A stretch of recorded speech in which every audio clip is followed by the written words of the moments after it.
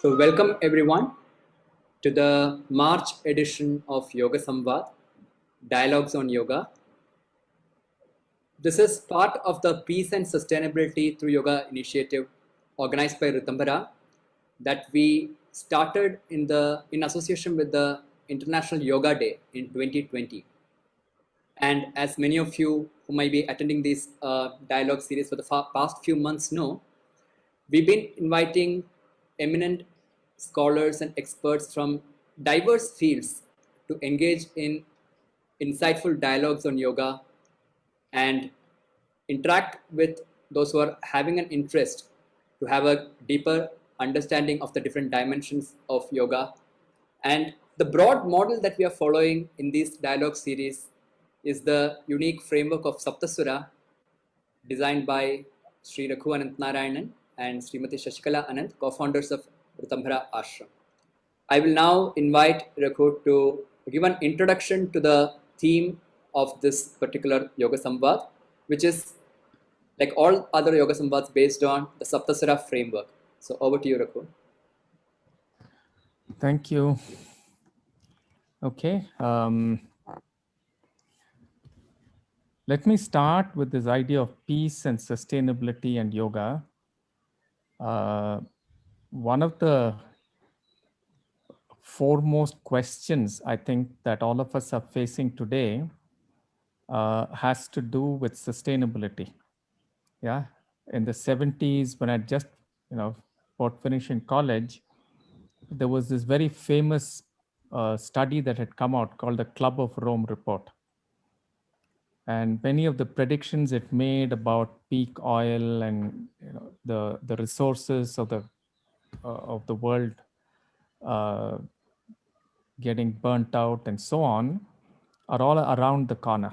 So now the question is not whether it's going to happen or not, but when is it going to happen? And I'm hoping I'm not going to be alive at that time, but it's possible that I might be alive. Okay, most of the predictions are around 2030, 2040, and so on. So it's time we took this question of what are we doing to the earth? What are we doing to each other? Why is there war? Many of these questions have to be taken up, not just with seriousness, but I think with a lot of urgency. And I'm hoping it's not too late to really deeply engage with these questions.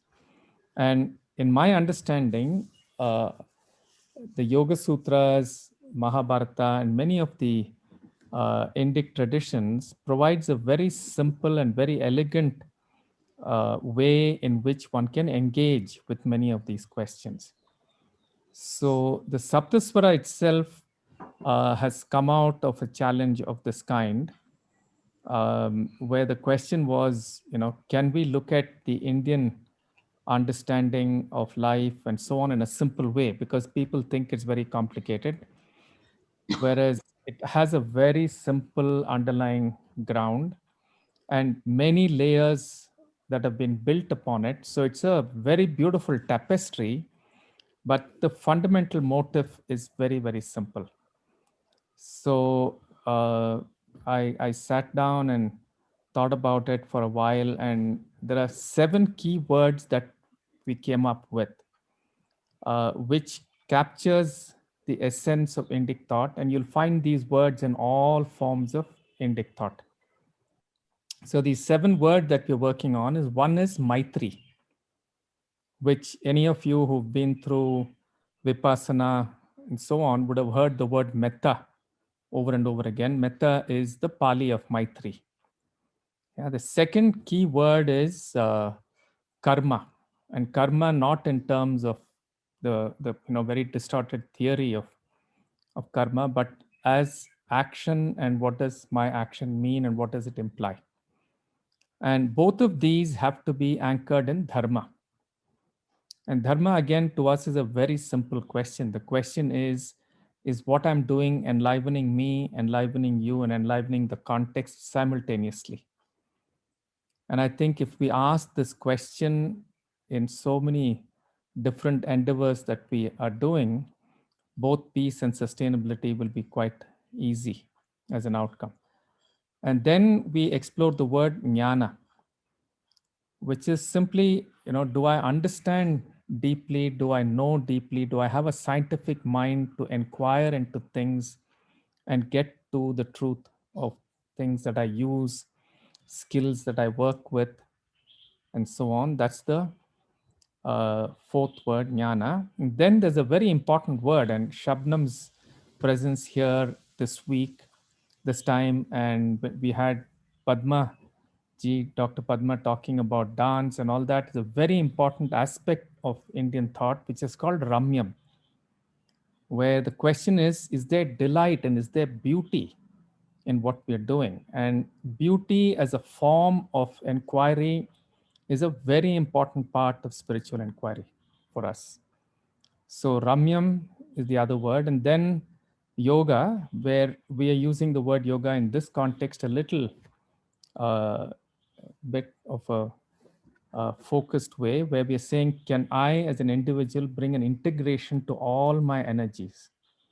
And again, there's a lot of work in the mystic traditions, in Kabir's work, in several Dalit poets and other poets, which talk about the sheer beauty of just the human integration and questioning several things that happen in the context and so on, all of which to us would fall into yoga.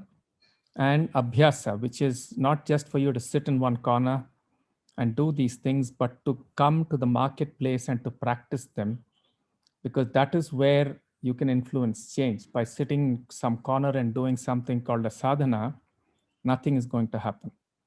So these are the 7 words based on which we've built a lot of our work. And and we'd like people to understand them, work with them a lot more. Yeah. So with that introduction, I'll hand you over to Shabnam. Thank you. Thank you so much, Raghu, for this introduction. And that very evocative framework with those rich words which signal actually universes of meaning and experience and inquiry. I would like to start this talk today with a prefatory apology for not being a very informed yogi or a scholar. In a conversation with Raghu and Hari before we came up with this idea, I was drawn to the idea of exploring the idea of delight. Delight in Kabir's poetry, because Kabir does tend to come across as a challenging, mocking, tender, loving voice, but delight, where would you find delight in Kabir's poetry? So it was a fresh lens for me, and I've really enjoyed putting together just a few thoughts for all of you this evening. And I leave it to the curators of these talk series to see how this might resonate with the Saptaswaram that Raghu has outlined. So if we look at the idea of rasa, uh, um, rasa, as we all know, is literally the sap of a tree, the fruit of a juice. But if we go a little deeper, it's an extract or an essence, the finest part of something like perfume. If we go a little deeper, it is the taste, the flavor, the relish that we derive from consuming or handling something. And ultimately, a rasa is that which delivers a state of heightened delight to the spirit, to our being of ananda. So I thought, let me take the idea of rasa, because rasa um, uh, is evocative immediately for me when I think of Kabir's oeuvre and Kabir's voice.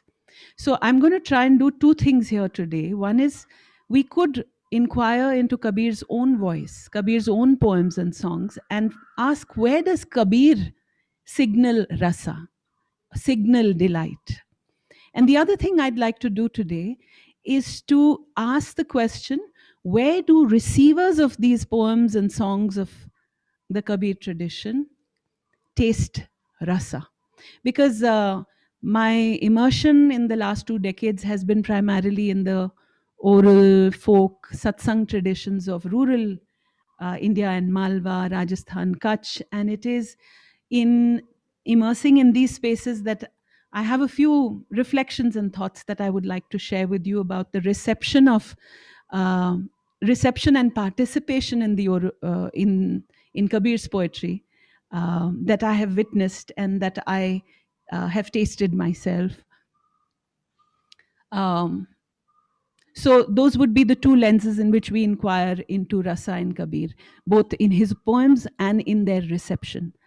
So immediately when you say Rasa and Kabir, you know he's not talking about Vishay Ras. That's a term that comes up a lot in Kabir's poetry. What does Kabir say? He says, Binna rasana se ras pivana. Without a tongue to taste that flavor, to taste that relish. And there's a famous song of Kabir, Hum Paradesi Panchi Baba, where he will say, Mukh bin gavana, pag bin chalna, bina pankhon se ud jaye. To sing or speak with no mouth at all, to walk with no feet, and with no wings to fly away. So too, Kabir is inviting us to taste a rasa that won't come upon this tongue. So he will speak about a giving up of the grosser vishay ras that sucks our being, and invite us to taste. Two terms come to mind immediately. One is amiras or amrit, and the second is ramras. And I think he uses these terms interchangeably. So he will say, Amrit chhod vishay ras pive, ulti phans phasani. So you've tangled your life in a noose and you're hanging upside down because of your rapacious desire for vishay ras and your inability to apprehend or taste the amiras or the amrit. So evidently the amiras is a taste that lies beyond our gross senses. It's a signal from Kabir to cultivate senses that are subtler, that can be tasted without this tongue, and that are possibly inner, opening doors of perception to a different kind of universe. And many of his songs will speak of Gagan mein jhadi lagi, tu pile amiras dhara gagan mein jhadi lagi, or Amiya jhade ho sadho, ini bhavar gufa kamaye Amiya jhare. So I just want to signal there's a very, very direct yogic reference there when he says that where is this amiras showering, and he will signal that it is showering in this Bhavar Gufa, in this cave, in this sky dome, which the yogi is capable of tasting. But let's look at what are the more accessible evocations of amiras for all of us.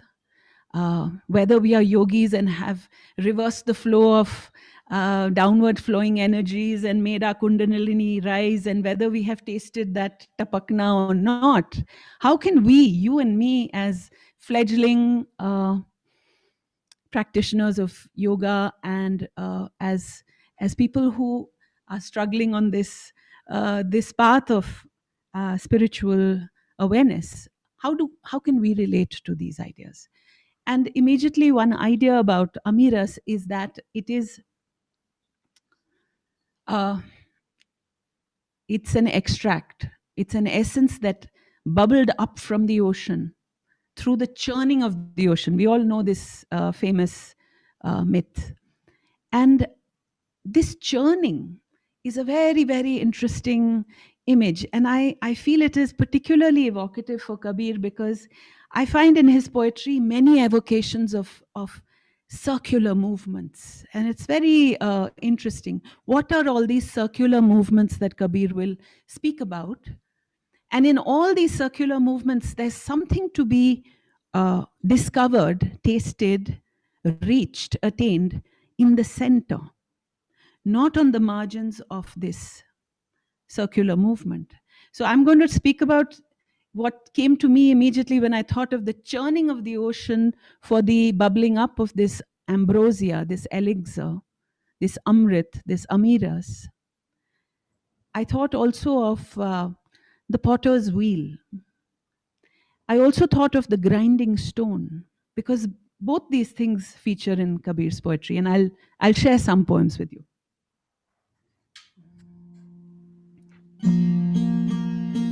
Hijra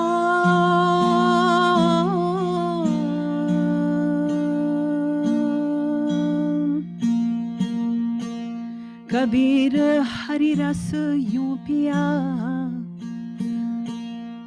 बाकी रही न चाक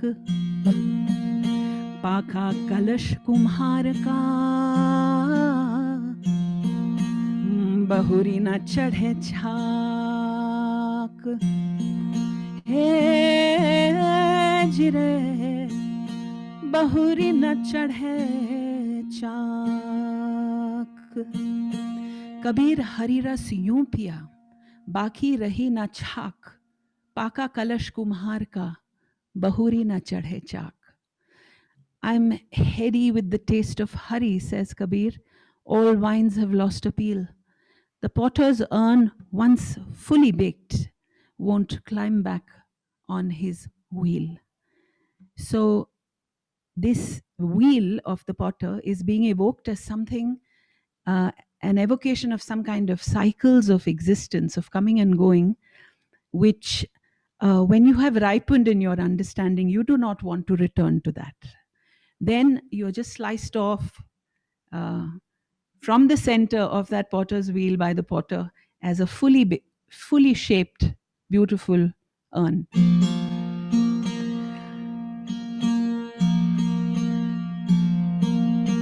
चलती चाकी देख कर ओ जी दिया कबीरा रो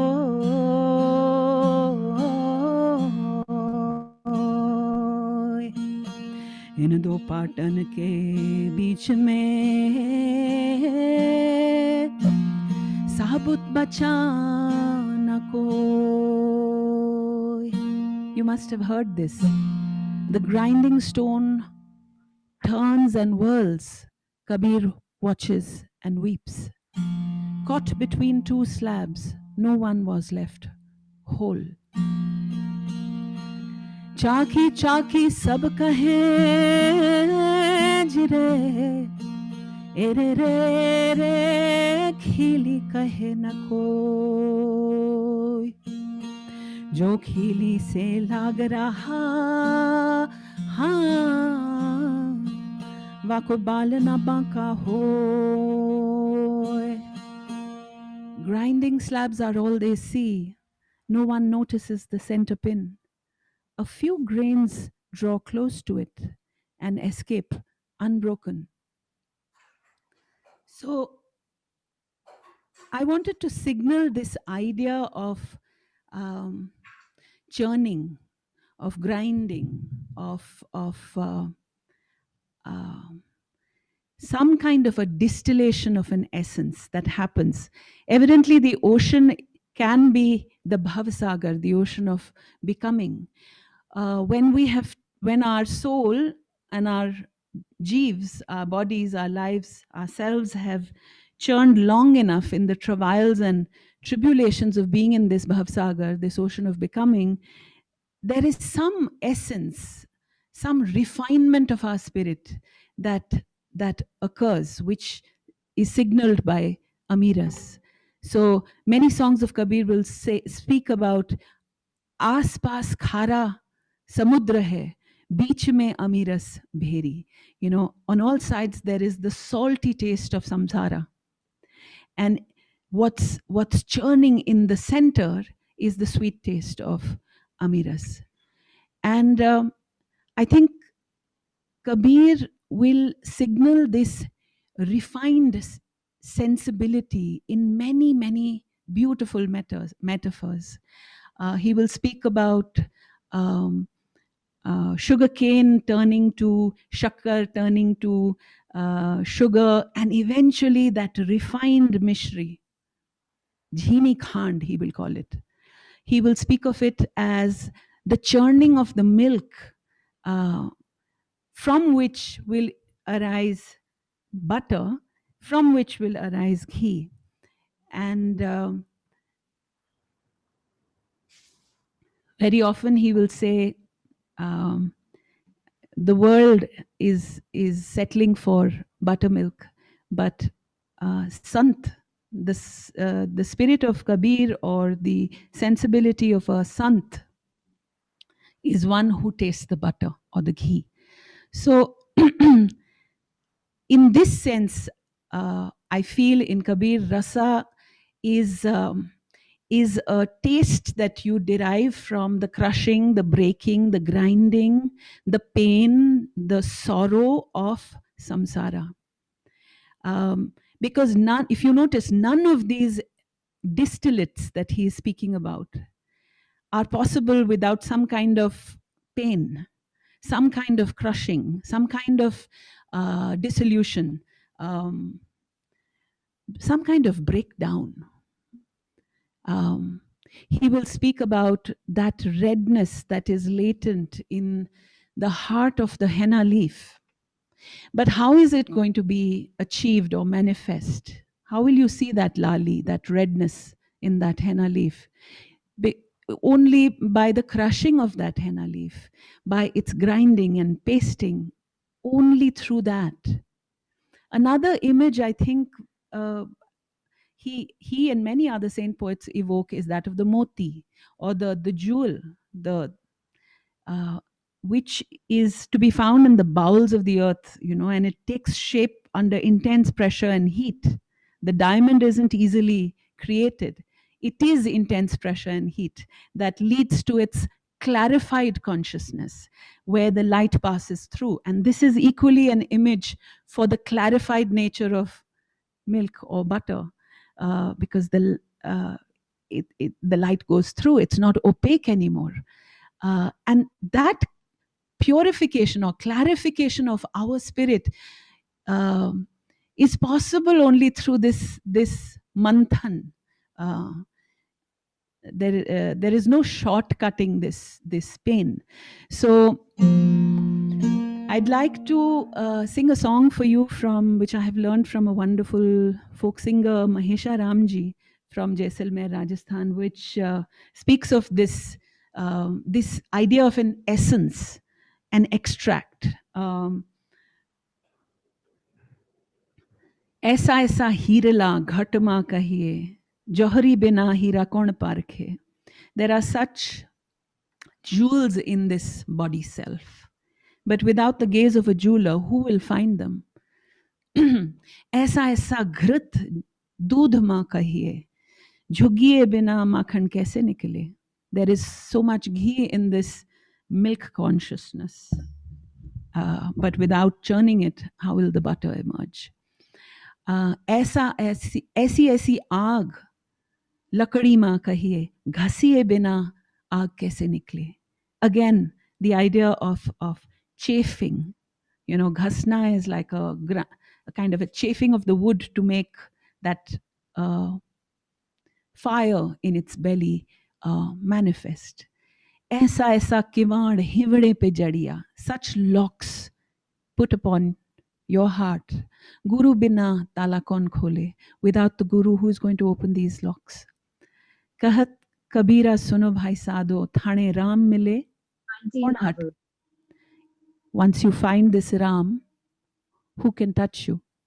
Who can harm you?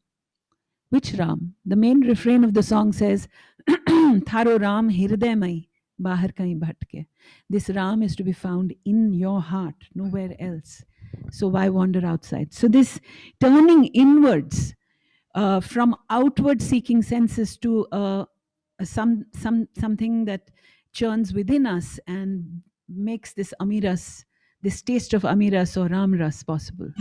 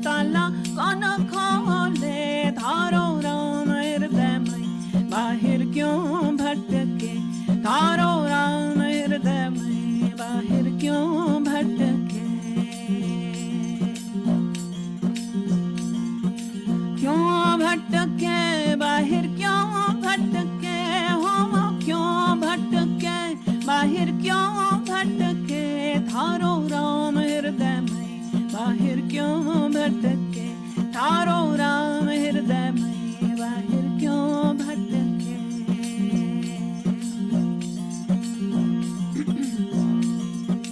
कहे हो कबीर सा सुनो भाई साधो, कहे हो कबीर सा सुनो मेरे साधो। राम मिले थाने कौन हटके, हम राम मिले थाने कौन हटके, थारो राम हृदय में बाहिर क्यों भटके, थारो राम हृदय में बाहिर क्यों भटके।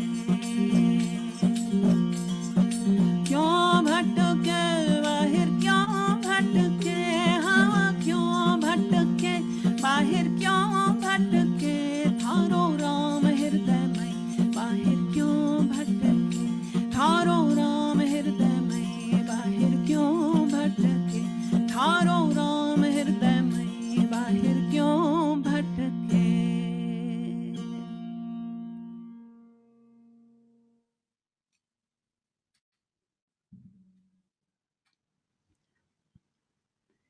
And now let's dwell a little deeper on the idea of Amiras or Amrit. The root of the word is Amrit. I'd like to proffer that in Kabir's universe, Rasa is evoked in the taste of death or deathlessness, Amrit, in the taste of letting go, in the taste of coming unstuck. Kabir says, मैं मेरा घर जाड़िया लियो पलीता हाथ, कोई अगर घर जा रे आपणो चले हमारे साथ, राम रस मीठो घणो पिए अमर होई जाए. He's saying, I've burnt down my home. The torch is blazing in my hand. You want to walk with me? Then burn yours to the ground. This is the taste of Ram, a nectar incredibly sweet. The specter of death dissolves. Drink it and you are free. So I think this taste of freedom, freedom from coming and going, freedom from cycles of birth and death, freedom from cycles of clinging and losing, is the taste of Ram Ras, which grants you deathlessness in the here and now. So it's a very interesting song. He goes on to say, Ghar jare, ghar ubare, ghar rakhyo ghar jaye. If you burn down your house, it is saved. But if you cling to it, it's gone. Ek achambho mein dekhiyo, mado kaal ne khaye. I saw such a wondrous sight, a miraculous sight, a dead man eating time.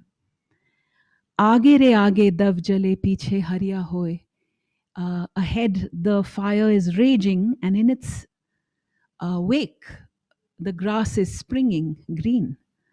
Balihari una rukhdi, jad katyo ne phal hoye. So I am in awe, I am in surrender to that tree, which fruits when you cut its roots. Dhruv piyo, Prahlad piyo, piyo pipe Ravidas, Bhagat Kabiro pi rahyo, pher pivan ri aas.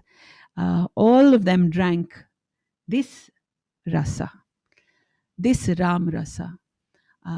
Dhruv, Pipa, Ravidas, and this Bhagat Kabir also drank it in such a way that he is never quenched. His thirst for this ras is never quenched. So this too is a song from the Rajasthani tradition.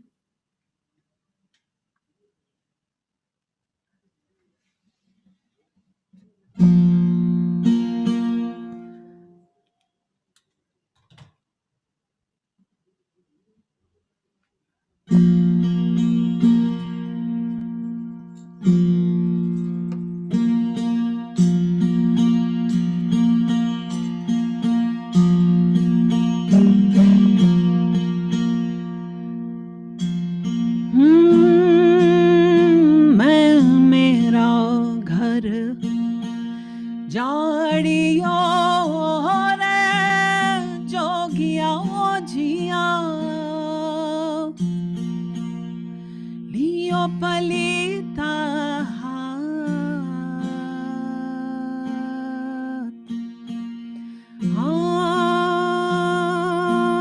कोई अगर झाड़ू घर आप रे जोगिया जिया चलो हमारे साथ हे राम रस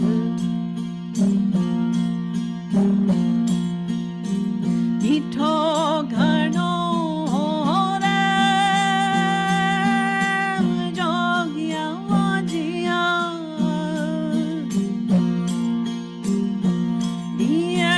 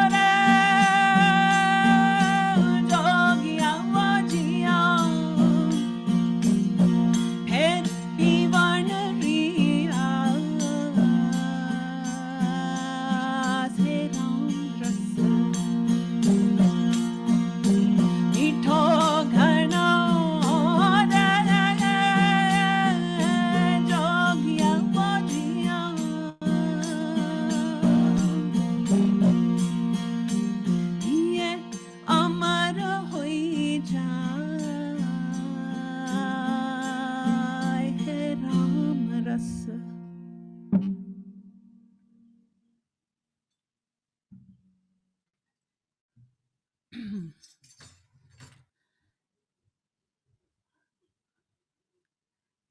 But this is a counterintuitive sensibility.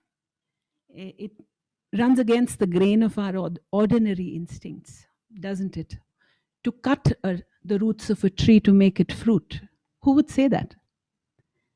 So evidently, this ramras, this taste is a cultivated one. Iska swad is not something many will savor, because it's a new kind of habit of achieving deathlessness through the act of dying. So Kabir says,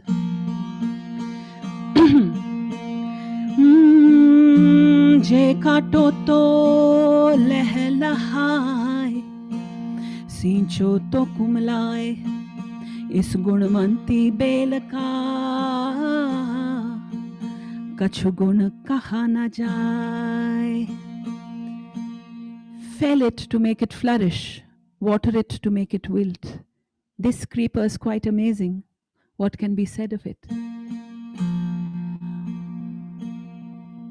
Uncha tarvara gagan phal Birla पंछी खाए वा फल तो वो ही चखे जो जीते जी मर जाए.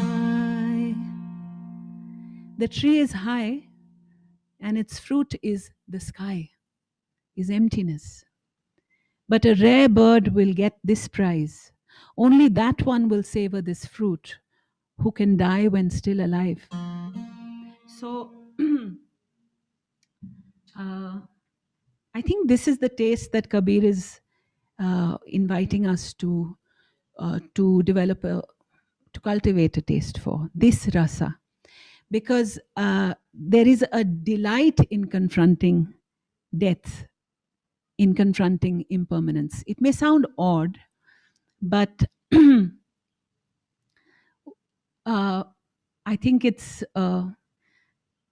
clear that when we own things with the delusion of permanence, we don't truly taste them. But when those things that we own, whether it's people, relationships, assets, whatever, are constantly shot through with a sense of impermanence, we begin to taste them. We come into this present moment because that's all we have, right? That's when less becomes more. And that's when dullness turns to delight. And Kabir expresses this delight through a deeply material aesthetic. His images are of beauty and fragility at the same time. So his images abound with metaphors for the making and the breaking of things. The clay pot, so beautiful, it makes a beautiful sound, but it will shatter. That bead necklace, so beautiful, but it shall snap. That tambura that makes this gorgeous sound will meet with the dust.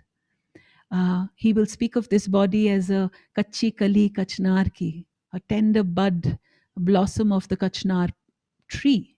And in the next breath, he will call it a bag of skin. So all these images of delight in this life, in this body, are an apprehension of beauty and fragility in the same breath. It is the shadow of a cloud. It is a trembling water bubble. It is a drop of dew. All images of deep delight are shot through with an apprehension of death in Kabir. And that delight comes because when you know it's not there for too long, you begin to receive that as a gift with a sense of wonder. So he says, Das dware ka pinjra, yame pakshi pavan. In a cage of 10 doors, a bird of air abides. Rehbe ko achraj hai, jaat achambha kon. What a wonder that this bird of air abides, that it stays, that it flies is no surprise. So, and this brings me to the idea of rasa in the reception of these songs. And for me, the most marmic or epiphanic moment in the immersion in the oral traditions of Malwa and Rajasthan was to see how people get up and dance to songs of death, to songs of Kabir that speak about death, that speak about the ending of things. They will just get up and dance because there is a sense of freedom. Uh, and they will speak of this embodied act of experience of freedom through the singing of the songs of Kabir as a ras.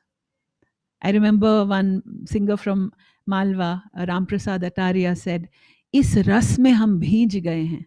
I'm drenched in this nectar of Kabir songs. Isse badi koi cheez nahi. There is no bigger thing. And in that sense, in rasa theory, in Indian aesthetics, it has been argued that the experience of rasa belongs not to the poet or to the singer or to the performer as much as it belongs to the receiver, to the viewer, to the listener. The poet and the singer are mere vessels of that goblet of wine. Okay, their job is to deliver that wine to you. You are tasting the wine. You are the listener. You are the viewer, and that is a very significant thing, because I think in the folk oral traditions of Kabir, I have sensed this empowerment that people feel. It's not about. I mean, they will even say, "Kabir to hum bhi hain." You know, I'm myself Kabir, which I earlier would find very difficult to understand. But I think what they are talking about is that the poet Kabir is a mere vessel that sparks an experience within, that activates the spirit of Kabir within them. So now I'll end with the idea of Ramya, though listening to the idea of Ramyam from you, I put it in the title of this talk, Rasa and Ramya in Kabir. Perhaps what I meant more pointedly is Ramna. And I don't think we are too far off the mark if we say Ramya, because Ramya means beauty, it means that which gives delight. And Ramna has two meanings. Ramna or Raman is to roam with delight, to roam free, which is why in the tradition there is often an evocation of the Ramta Jogi, the wandering, free, ascetic sage. Many of Kabir's songs will be addressed to the Ramta Jogi, right?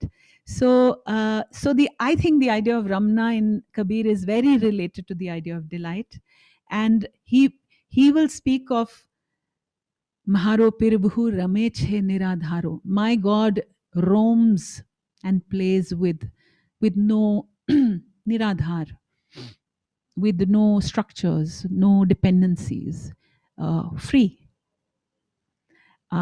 He will say, "Main anhad mein ram jai."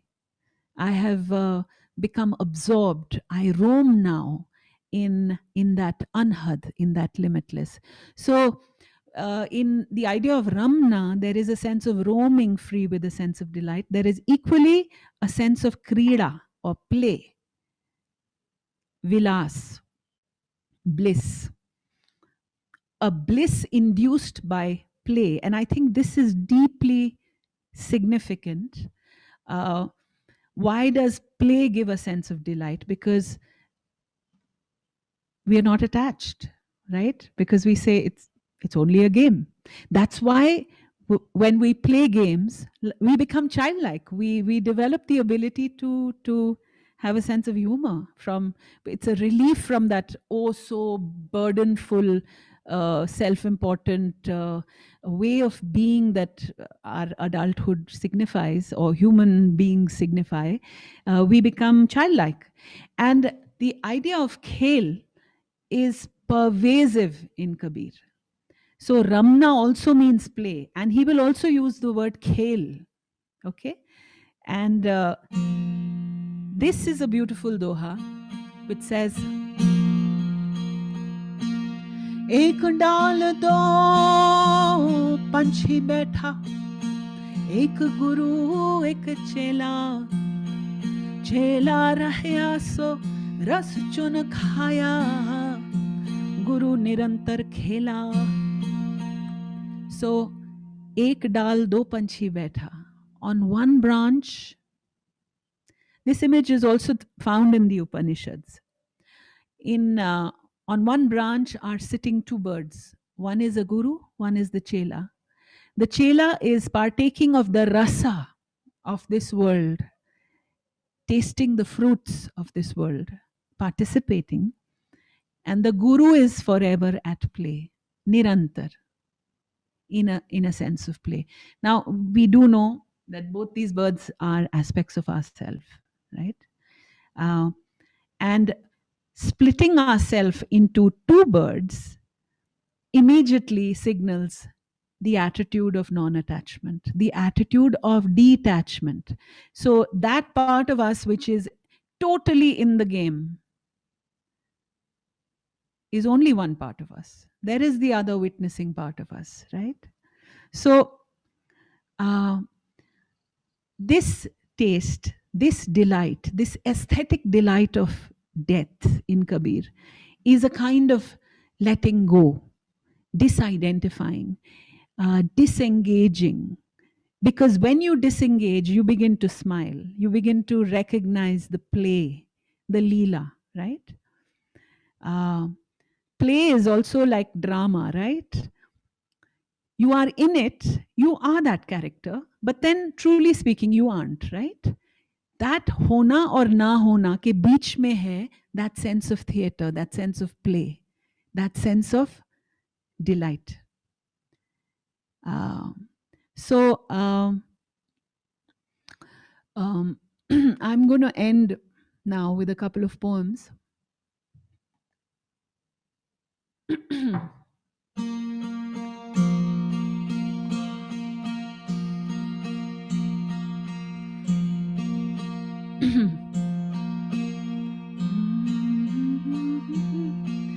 टूटा बरत आकाश में जिरे,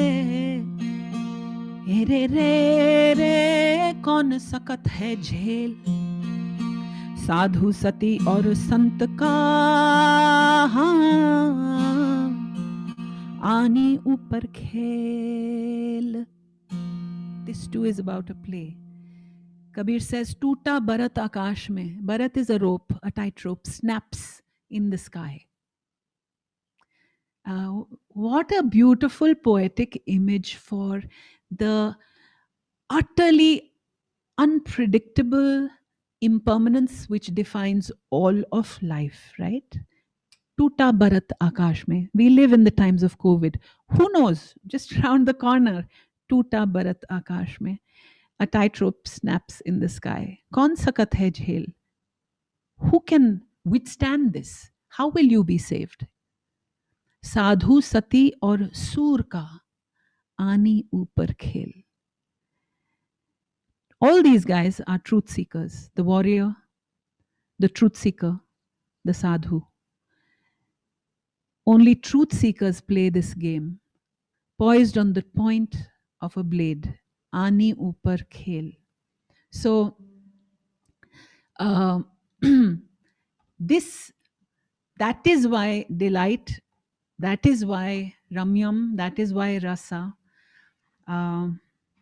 Because this ananda comes from that taste of cultivating the art of dying in each moment, cultivating the art of not clinging but letting go, of not claiming but disowning, of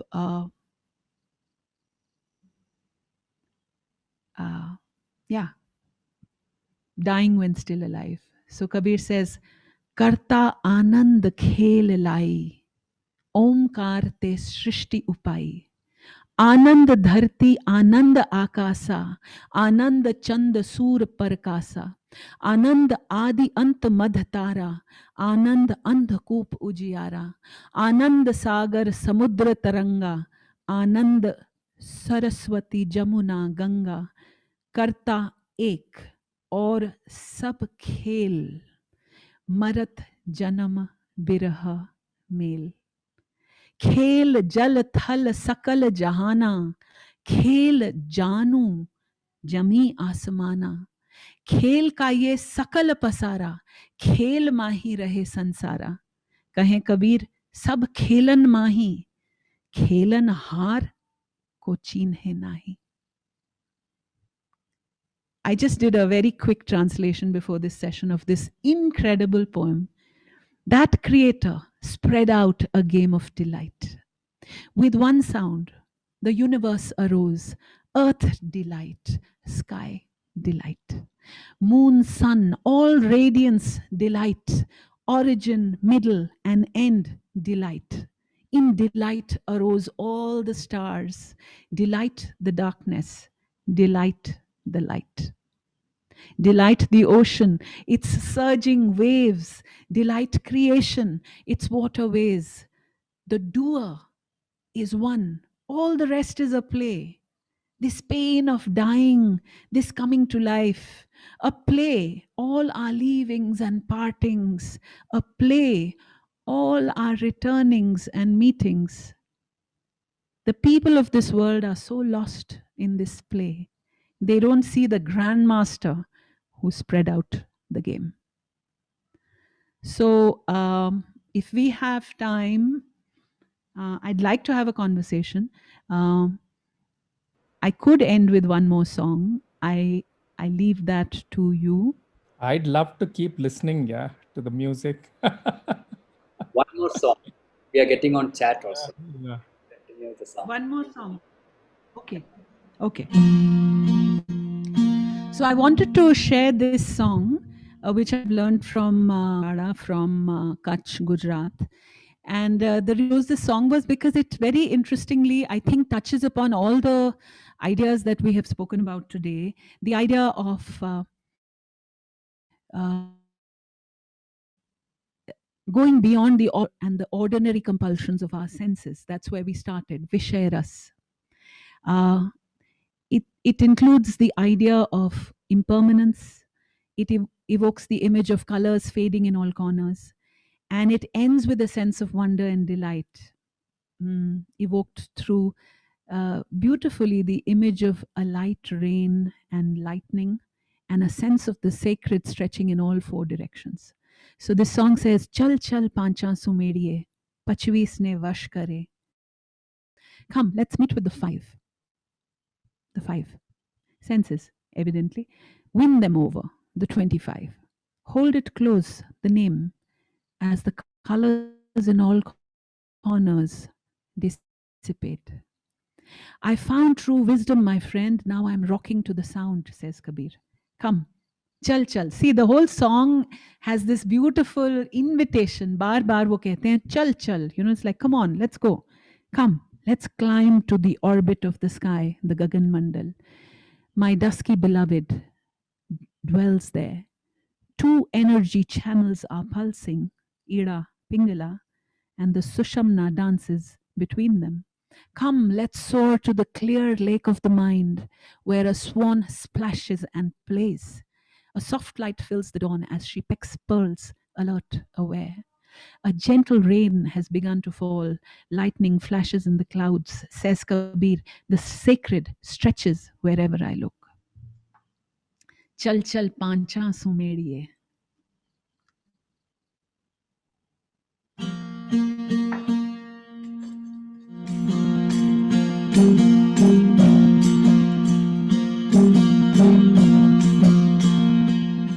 Chal chal pancha sumediye, pachvi son vaksha kare. चल पाचा सुमेड़िए बचवी सोने बख्श करे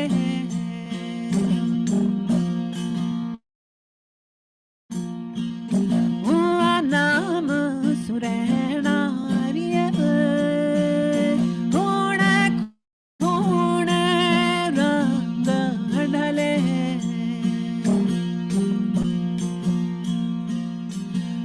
पुरा सत्ता गुरुदेव मेड़िया शब्द धुन लगी रे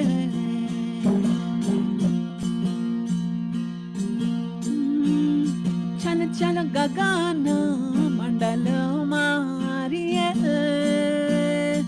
ओ आरमारो श्याम बसे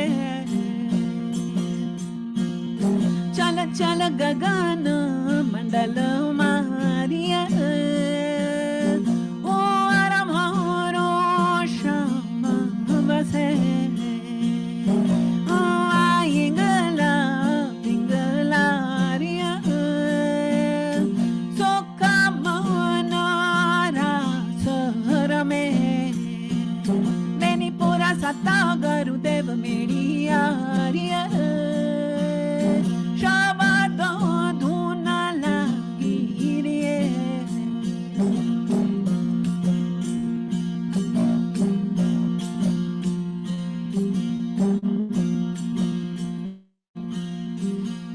चल मान सरोवरिया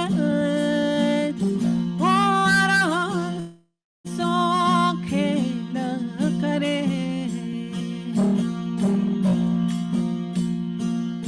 चल चल मान सरोवरिया ओ आराम सो खेल करे जागे जोत जड़ो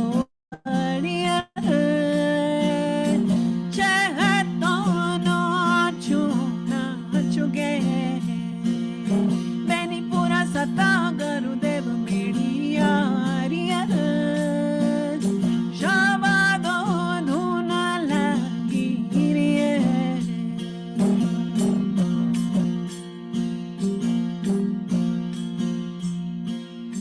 झलमल में होला बरसे हुआ बिजड़लो चमकदा करे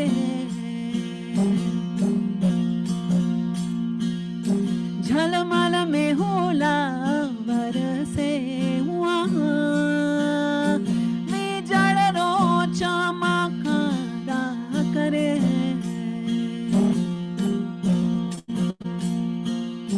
बोल्या दास कबीर चाहो देसी चमड़े बोल्या भगत कबीर चाहो देसी चमड़े चल चल पाचा सुमेड़िए बचवी सोने बख्श करे हुआ नाम सुरैनारिया चाहो देसी चमड़ा ढले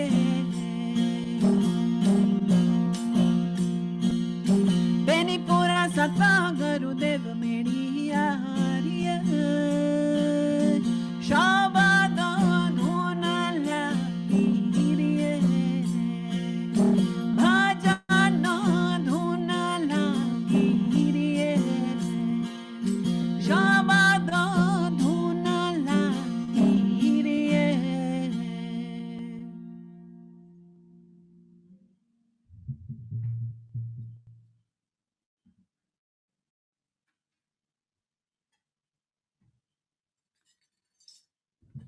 Thank you. Thank you, Shabnam. It was so beautiful and very delightful. Very Thank you. moving. I'm getting few comments and responses, but before that, I'd like to invite Raghu to share some of his reflections and any questions for a dialogue with Shabnam.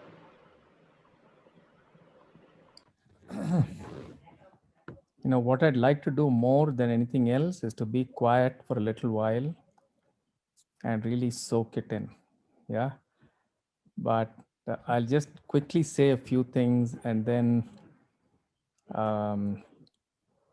Shabnam, there are so many things that you spoke about which have almost identical one-on-one correspondence with the Yoga Sutra that I was just quite blown by it. No, to start with, you kept using the word signal.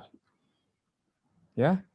And alinga and linga are very important words in the Yoga Sutra. So that which you have to seek is beyond linga and beyond alinga also. So you can signal to it, but it's much beyond any signaling. Yeah, and all of the concepts. I mean, the rasa of in yoga, the words would be bhogam and apavargam. Bhoga is getting caught with the rasa of the outside and looking for the rasa deeper, Right. and so on. And the metaphor of the pot, Right. yeah, and almost everything. The metaphor of Leela has so many parallels. It was just amazing. But I think more important than all the parallels, is just the beauty of the whole. Uh, you know, the way you spoke about it. It's been a long time since I just heard one tanpura, and what we in Tamil call chapla katte. The I don't know what it's called in. Khartal. Yeah, and that was mesmerizing. Thank you. Thank you. So thank you very much. Yeah. Thank you. I've for long felt this very deeply that the lakshan of uh, a spiritually evolved person is a sense of humor, uh, which Absolutely. which can come when we have that lightness to be able to uh, taste mm, this play without at any point diminishing the deep sorrow and anguish even that you hear in the voice of Kabir when he speaks about the the follies of the human condition. There is a deep sorrow. Matlab, Dekh Kabira Roye is such a common phrase in Kabir Dohas. Matlab, he is witnessing the folly of the human condition and he is weeping. So the two don't cancel each other out. This incredible sense of humor or lightness of spirit, which can come only if you have that ability to die in every moment, the ability to let go, the ability to detach and be a Ramta Jogi, be a Fakir. That spirit of play and delight is essential to that Fakiri spirit. Um, Absolutely. but I just felt like saying that it doesn't cancel out this deep engagement. So, detachment is not disengagement. Yeah. It isn't Absolutely. a turning away from the world, like you signaled in your opening talk. It's about being in the marketplace. Yes. Absolutely. So this what feels, when we come from our very entry level dualistic frameworks, like I did in understanding Kabir, o- so many things will start coming to you like contradictions, like but ye or ye, you know and then slowly you begin to realize that they are contradictions only if you are embedded in a dualistic gaze. If you are Yeah. free of that dualism, then you begin to hold things together. They don't cancel each other out.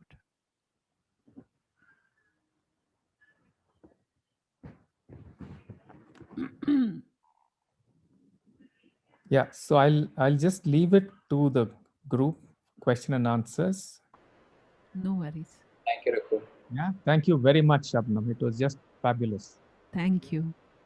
Thank you, Raghu. I enjoyed this invitation. So thanks for giving me this opportunity to curate something and share something with all of you. So we have some responses coming in, Shabnam. So, Mm-hmm. we- so this is more of a reflection. So when you are referring to that Yeah. initially about the wheel, the moving around, so she's Yes. sharing that it reminds her of the Wheel of Fortune card on tarot, where the outer part of the wheel experiences all the turbulence, and the inner center is stable and unfazed by all the turning that's happening.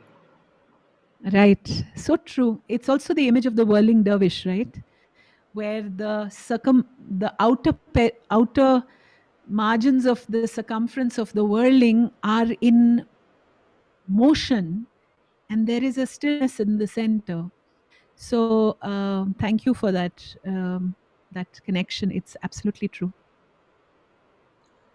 We have Laura sharing, just diving in delight through your words and songs. And she would also like to know if she can find a link to the poems that you just sang today. Is there a link or something that? Yes, I don't know about a link to all the poems, but definitely links to all the songs. You will find on our website, ajabsheher.org, which I am typing into the chat right here. You will find this online digital archive that we've created, which features poems and songs by singers across many regions of the country, wherever our research has taken us. So it's a veritable mine, a jewel mine. For those of you who have a taste for this poetry, you can go to that Ajab Sheher and get lost, and hopefully in the process find yourself. So enjoy. Thanks, Shabnam. We have a question from Sayantan Chowdhury. Um, Yes. I'll just read it out. Hearing of play, Yes. delight, and freedom makes me think, is it all life born with that in the form of a child? Does this child also not have Ram evoked in them? And is there a difference between this child and the Kabir who has to suffer to transcend death and enjoy the same pleasures again?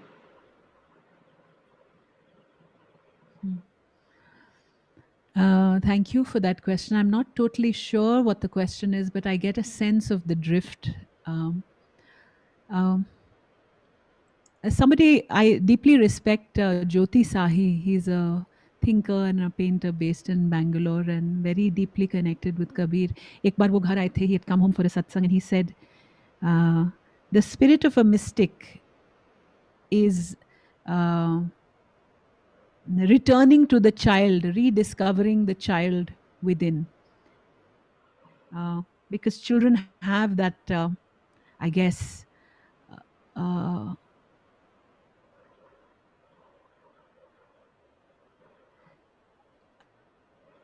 lack of pragmatism, maybe. I think as adults, we become too pragmatic and we become, therefore, jaded, we become dull. We're too full of agendas. I think children have a capacity to play with no agenda. And this being agenda-less is the wellspring of a lot of ananda. So I would put it that way, that we go through all the sorrows of love and loss. And we keep learning those same lessons. We keep clinging and we keep losing till we learn to let go. And when we let go, something shifts. So I think that's how I see this whole question you've raised of the child and the pain and the suffering. Yeah. Yeah, letting go of agendas. It's so beautiful. Thank you so much. I'm also seeing another interesting question here from Pranav.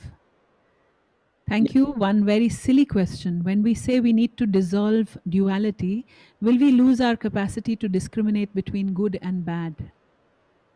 That is, can a mystic who sees one in all still function in a secular manner?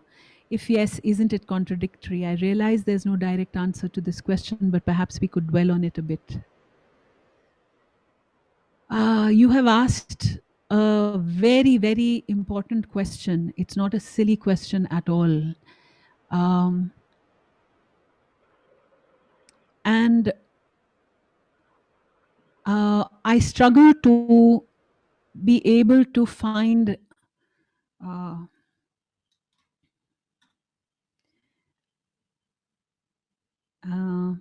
maybe I will draw on Buddhist ideas, which will speak of a conventional truth and the ultimate truth.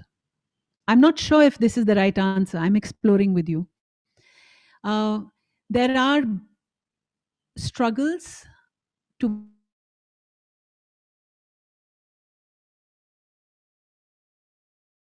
there is stance to be taken, there is right and there is wrong. But I think if at all points we are aware that this is conventional truth, that these are mechanisms to identify with, but not wholly, there is a part of you that is stepped back and seeing the non-duality of, of reality. I feel it is that delicate in-between space that Kabir takes us to. And it's very difficult to achieve that in-between state where you see everything as one and yet you do not retreat into some kind of apolitical sab chalta hai space, which makes you lose agency for change, for engaging with the world, for being part of meaningful work. So that हाँ और ना के बीच में वाली जो जगह है, that space between yes and no is what Kabir invites us to inhabit. That yes, there is this dualistic understanding, but no, there isn't. And both can be held in one space. I struggle to answer this question, and I know I haven't answered it, but I'm trying. I'm trying to sort of understand this because it is a very important question that you have asked.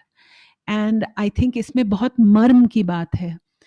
Because I feel that all the struggles for social change, the struggles that have fought oppression by, say, upper castes or by patriarchy, have at some point also been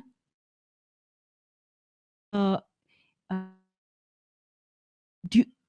dualistic in their at some level, I feel, and not gone beyond them. And there is some new strategy we all have to come up with, a new sensibility that allows us to work without so much identification in that makes us lose a truer perspective, which is feel novel. Sorry, I haven't been able to answer that very well, but I tried. Thank you.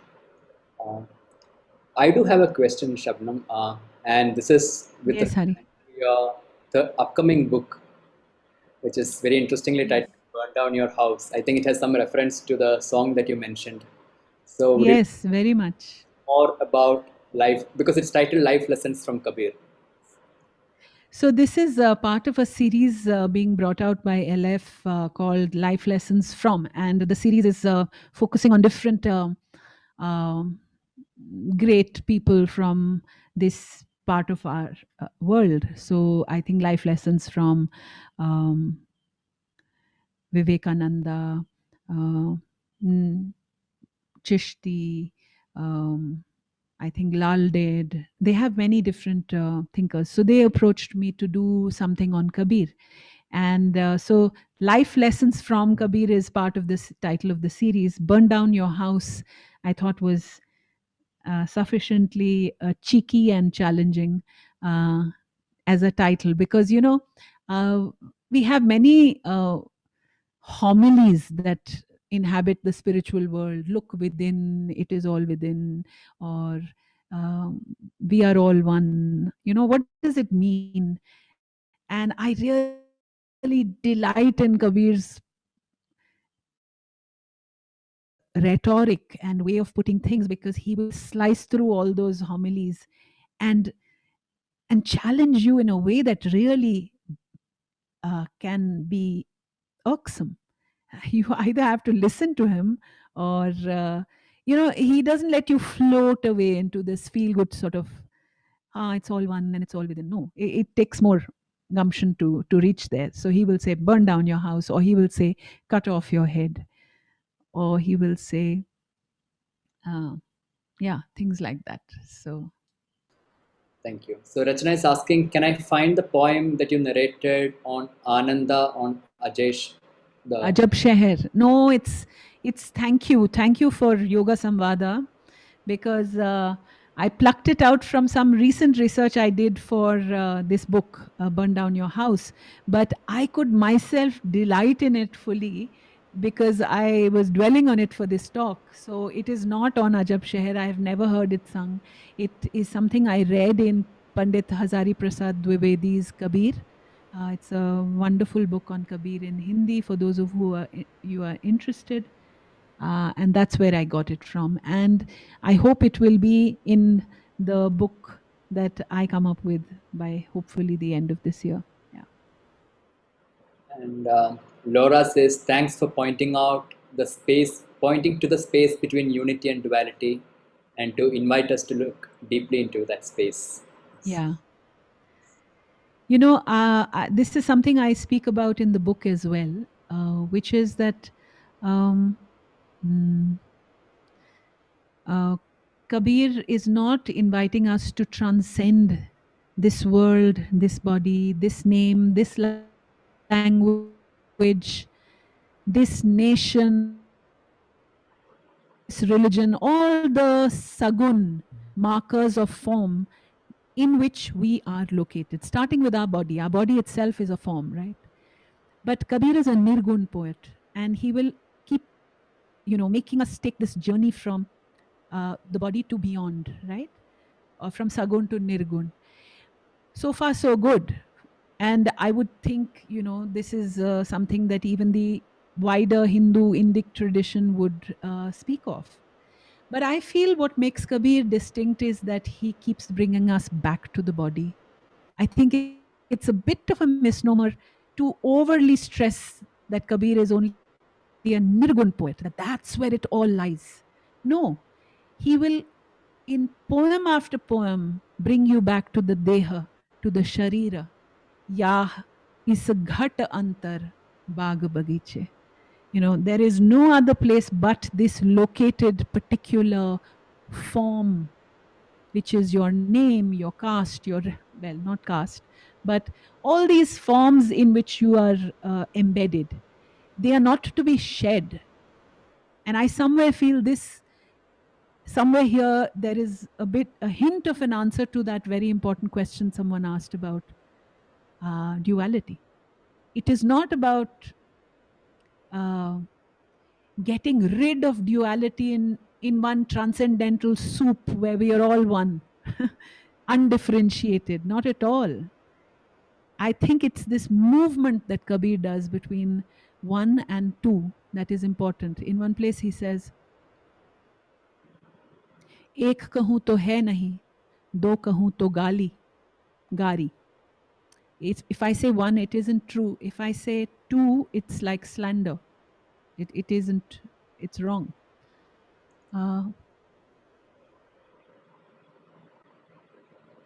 है जैसा वैसा रहे, कहे कबीर बिचारी.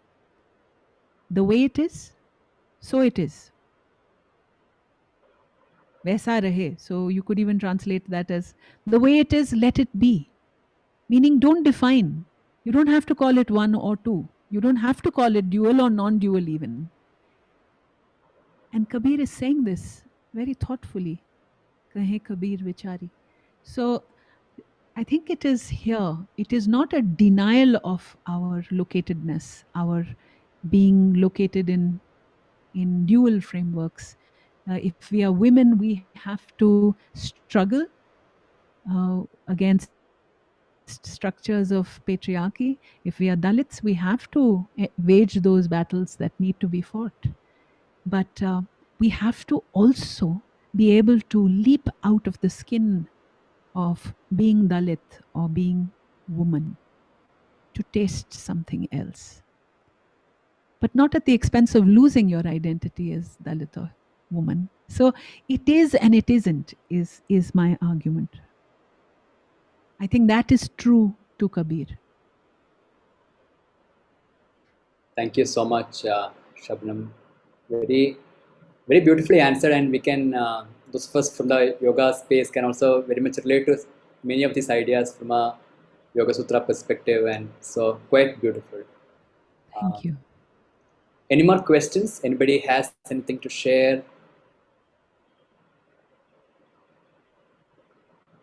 Somebody says, burn down your house sounds like a rock. Discovers Kabir and burns up the stage. Actually breaks the guitar. Yes. Thank you. And one of them asked, when can we expect your book to be out? I don't know. The answer to that lies with my publishers, or rather with me, because I am guilty of not finishing and sending the manuscript. They've been waiting very patiently for a long time. And I actually used the lockdown to really immerse in the book and bring it to almost a 90% finished stage. And ever since then, I've been struggling with the last 10%. So I think they've, at the moment, given up on me, and I haven't had a email from my publisher saying, when are you submitting this? So once I submit it, I hope they will be able to put it in a production timeline. Thank you. There's once again a request for a song. What can I sing?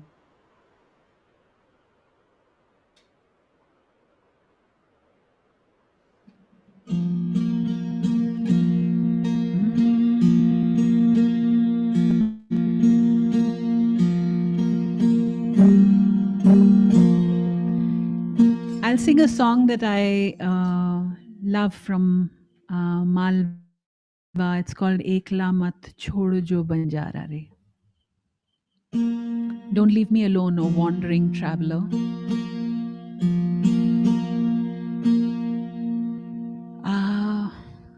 He says, hi, Radhu, so nice to see you here.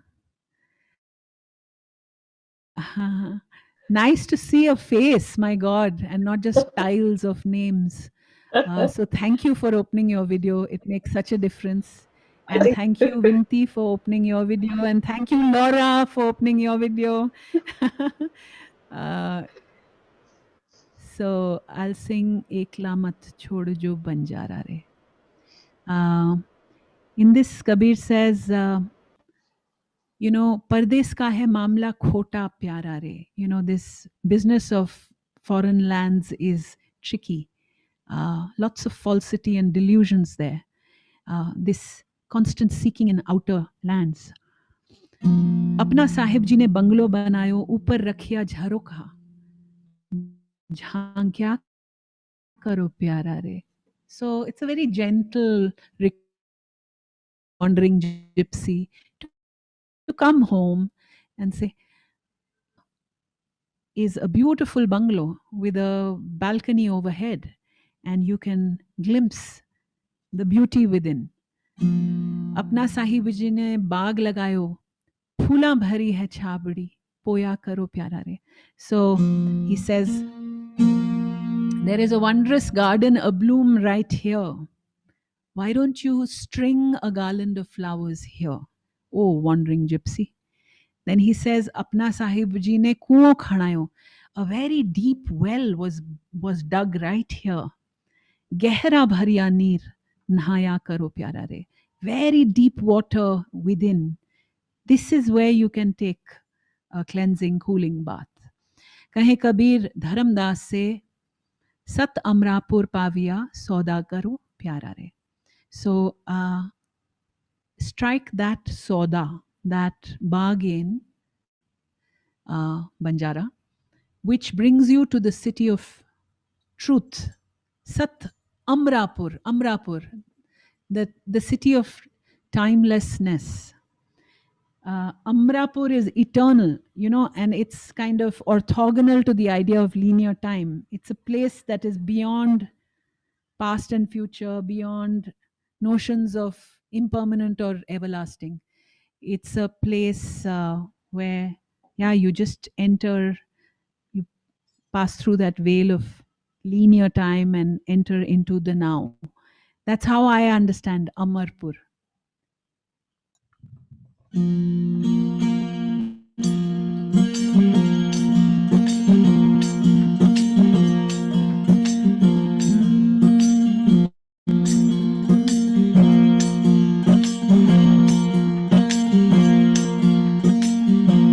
एकला मत छोड़ जोरे पण Zara रे पण Zara रे.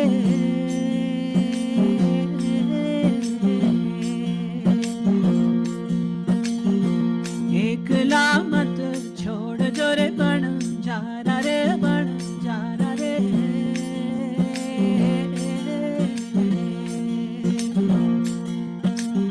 परदेस का है मामला टेढ़ा हो प्यारा रे. दूरा देश रा मामला खोटा हो प्यारा रे. एकला मत छोड़ जोरे बन जारा रे बन जारा रे.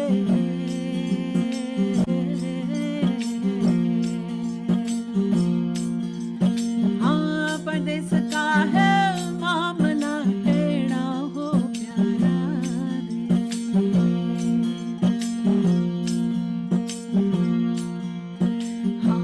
अपना साहिब जी ने बंगलो बनायो बन जारा रे बन जारा रे.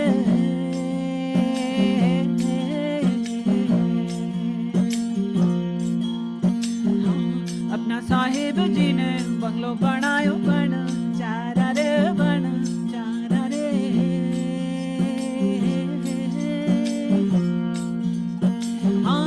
ऊपर रखिया झारो खारे झांकिया करो प्यारा रे. ऊपर रखिया झारो खारे झांकिया करो प्यारा रे. एकला मत छोड़ जोरे बन जारा रे बन जारा रे.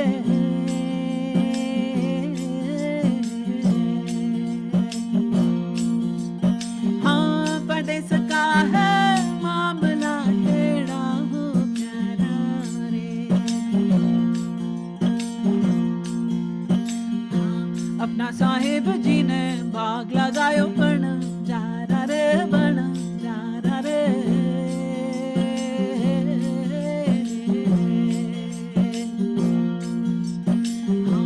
अपना साहिब जी ने बाग लगायो बन जारा रे बन जारा रे.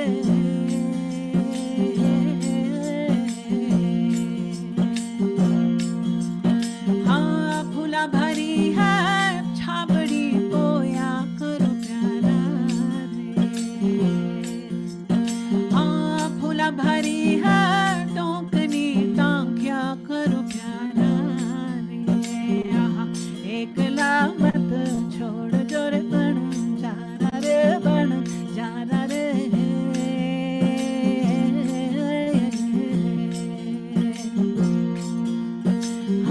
परदेस का है मामला टेढ़ा हो प्यारा रे. दूरा रे सरा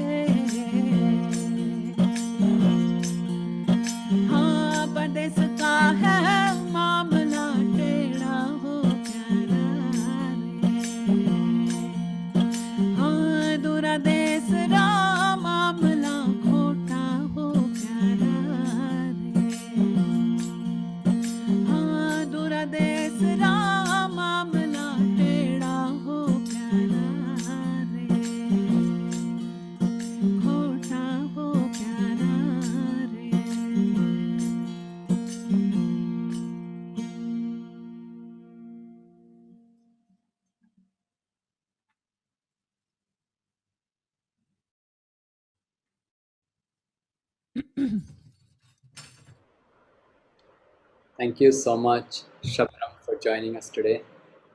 My pleasure. Thank you for organizing this. Thank you for revealing yourselves. Hello, Deepa. Hello, Anjali. So nice to see all of you. Yeah.